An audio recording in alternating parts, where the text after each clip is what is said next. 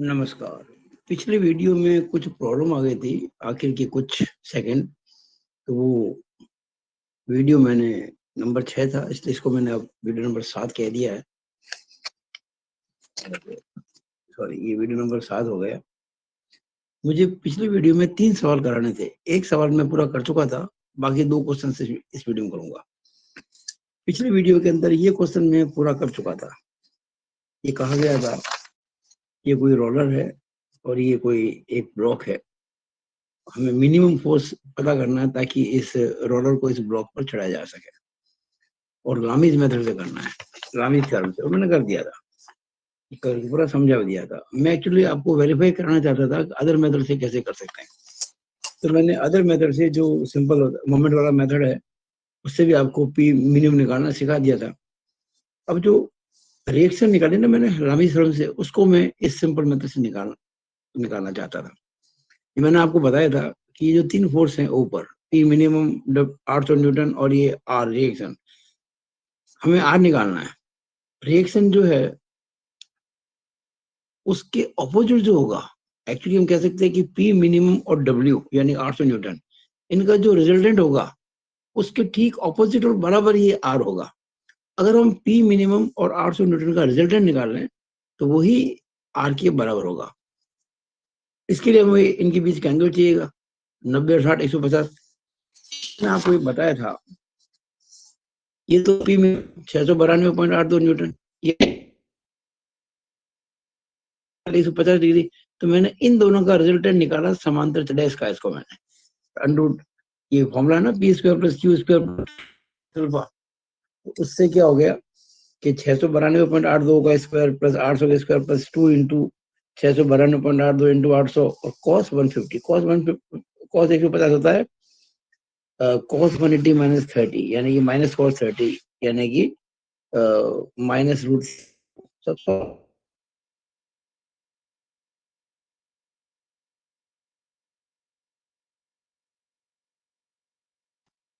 Are dash इसका, और are जो है इसका, ये देंगे तो क्यों, तो इस तरह से आर निकालना समझाया था मैंने आपको इस फॉर्मूले से, बेसिक फॉर्मूले से। और ये मैंने आर निकाला था यहाँ पे लामीज थ्योरम से। आपको ये क्वेश्चन करना था एग्जाम में। नाउ नेक्स्ट, मुझसे जो प्रॉब्लम पूछी गई थी स्टूडेंट के द्वारा, उसको मैंने सॉल्व किया है। देखिए प्रॉब्लम क्या है। ये प्रॉब्लम ये है इसमें कि ए बी एक बीम है, सिंपली सपोर्टेड, जिसकी लंबाई कुल 2 मीटर, जिसका स्पान 2 मीटर है। लंबाई कह दो, स्पान कह दो। उस बीम का जो वजन है वो 0.5 किलो न्यूटन है। अच्छा, बीम यूनिफॉर्म है। जब बीम होती है यूनिफॉर्म तो उसका वजन उसके सीजी पर कार्य करेगा। वजन तो हमेशा सीजी पर ही कार्य करता है। हाँ, बीम जब यूनिफॉर्म होती है तो सीजी सेंटर में होती है। ये जो लंबाई कितनी है बीम की, 2 मीटर, इसकी सीजी कहाँ होगी, एग्जैक्टली यहाँ से 1 मीटर पर जी होगी। ये देखिए 1 मीटर पर, तो 1 मीटर बच जाएगा।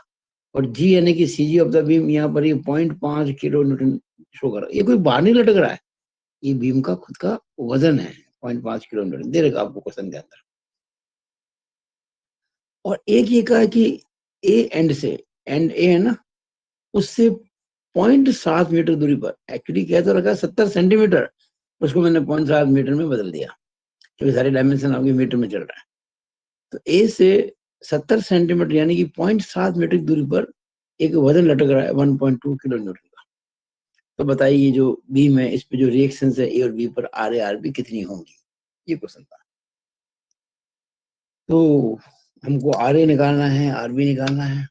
हॉरिजॉन्टल फोर्स कुछ में है नहीं, तो वो इक्वेशन लगेगी सिग्मा वी बराबर 0। तो ए और बी आलम में है, फोर्स है। साम्यावस्था के लिए सिग्मा वी बराबर, यानी total upward force, total downward force. Upward कितना है, आर ए और आर बी, यानी कि R A plus R B. Downward कितना 2 और ये 0.5 यानी कि 1.7। तो R A plus R B equal to 1.7 kilo newton, equation number 1। No moment हम वैसे तो कहीं भी ले सकते हैं, लेकिन एंड पे लेना चाहिए ताकि आर ए का मोमेंट 0 हो जाए। तो सिग्मा मोमेंट अबाउट ए बराबर 0।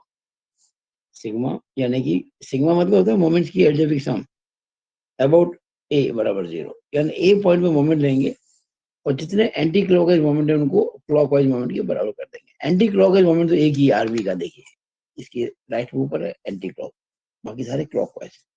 तो आरबी इंटू 2 बराबर ये 1.2 इंटू 0.7 प्लस ये 0.5 इंटू 1।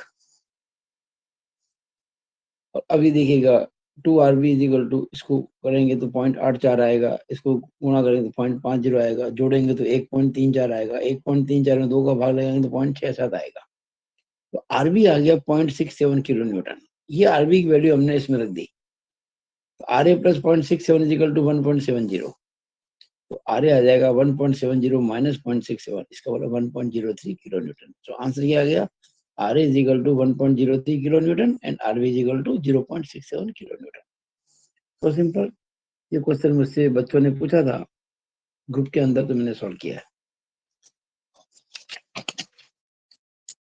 क्वेश्चन इस वीडियो का। 2015 के अंदर आई हुई प्रॉब्लम भी है, ये एग्जाम में आया हुआ सवाल है और बच्चों की प्रॉब्लम भी है। अच्छा सवाल है, काफी पुराना क्वेश्चन है ये। देखिए सवाल में लिखा हुआ है, एक दंड है, दंड, ये जो आरएसएस के लोग होते हैं ना, शाखा वाले, उसमें लठ को कहते हैं दंड।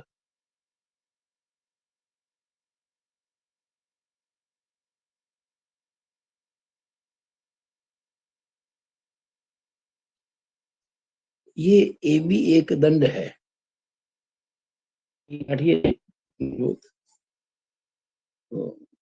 और इसका न्यूटन है, कितना न्यूटन है, 20 न्यूटन।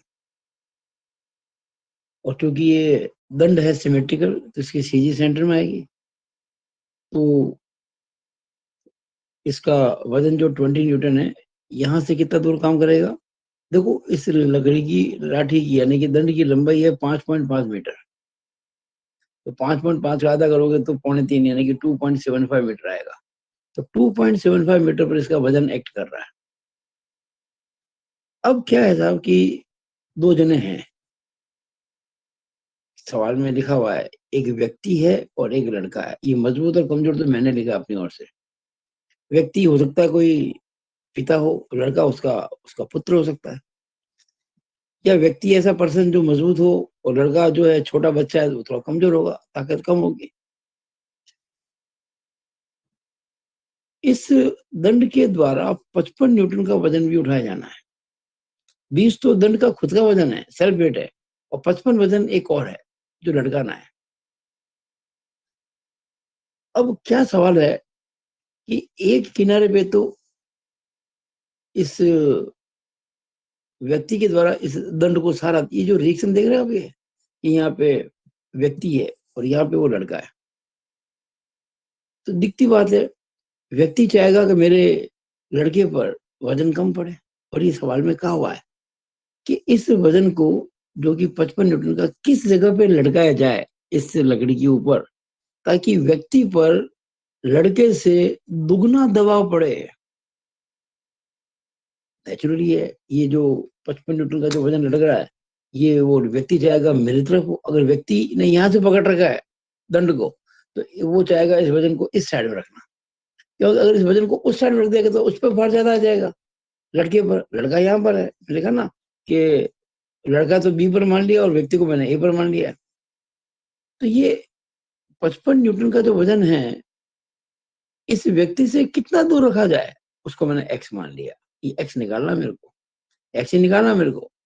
इस दंड पर जिसकी लंबाई 5.5 मीटर है, हम व्यक्ति से कितने दूर उस भार को लटकाएं ताकि उस व्यक्ति पर जो दबाव पड़े टोटल वजन का वो दुगना पड़े लड़के की तुलना में। हमने माना लड़के पर जो दबाव पड़ रहा है वो आर पड़ रहा है, आर का मतलब रिएक्शन यहाँ से पकड़ रखा है, ये हाथ है लड़के ने यहाँ संभाल रखा है, और यहाँ पकड़ रखा है व्यक्ति ने।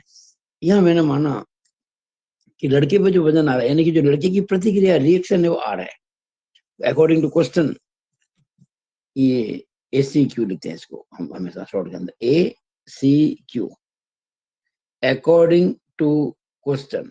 व्यक्ति पे रिएक्शन कितनी हो जाएगी, दुगनी, 2R। ये 2R हो गए। ए पे व्यक्ति है, 3 into r हो गए। अब बड़ा सिंपल सा क्वेश्चन, तो कुछ है ही नहीं इसके अंदर। Let the 55 newton weight should be at a distance of x from person और इक्विलिब्रियम साम्यावस्था के लिए सिग्मा v बराबर 0 होना चाहिए। सिग्मा v 0 मतलब total downward force is equal to, sorry, total upward force is equal to total downward force. Upward कितना है 2r प्लस r, डाउनवर्ड कितना है 55 और 20 75। देखा ना, total upward force is equal to total downward force. 3r बराबर 75, तो r बराबर 75/3 यानी 25। ये पक्का हो गया कि r की वैल्यू आपके 25 न्यूटन की आ गई। r की वैल्यू आ गई 25 न्यूटन की, यानी वजन बढ़ेगा इस पे 25 न्यूटन का। तो व्यक्ति पे कितना वजन पड़ जाएगा इसका दुगना, यानी 50 न्यूटन। अब देखो 50 और 25 कितने होते हैं 75, और ये 55 और 20 75।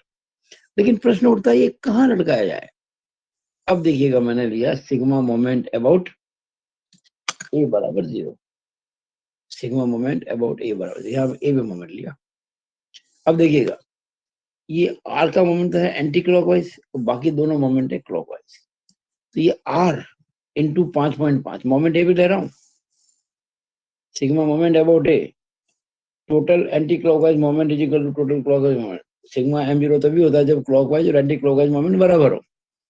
तो एंटी क्लॉकवाइज मोमेंट कितना होगा r इंटू 5.5, r इंटू 5.5 बराबर क्लॉकवाइज 55 इंटू एक्स जो निकालना है plus 20 into 2.75। 55 into x plus 20 into 2.75। आर तो मैं 25 निकाल चुका हूं, तो 25 इंटू 5.5 बराबर 55x प्लस 2.75 को गुणा करेंगे 20 से तो 55 आएगा। ये 137.5 आएगा। 55x प्लस 55, ये 55 इधर आ जाएगा। तो 55x बराबर 82.5, और 82.5 को 55 से डिवाइड करेंगे तो 1.5 मीटर आ जाएगा। तो इसका मतलब एग्जैक्टली आंसर आ गया आपका 1.5 मीटर। तो ये आंसर है, इट इज आंसर। यानी कि जहां से उस व्यक्ति ने संभाल रखा है इस रट को, यानी कि दंड को, वहां से 1.5 मीटर पर ये एफ की जो वैल्यू आई है हमारी, हमने आंसर निकाला ना, ये 1.5 मीटर आया। 1.5 मीटर पर वो अगर वजन लड़ जाएगा 55 न्यूटन का, और दंड का खुद का वजन तो 20 न्यूटन है ही, तो टोटल तो 75 होगा। उसको जब सहन करेंगे दोनों मिलकर, व्यक्ति और लड़का, तो लड़के पे जितना वजन आएगा उसका दुगना व्यक्ति पर आएगा। लड़के पे 25 और लड़के पे 25 और व्यक्ति पे 50। आंसर कितना आ गया 1.5 मीटर। मुझे आशा है कि अब आपको रिएक्शंस के संबंध में कैसा भी क्वेश्चन दे दिया जाए आप जरूर कर लेंगे। ये मैंने काफी अच्छे से आपको हर चीज कराने की कोशिश की है। It is all about this video. Thank you.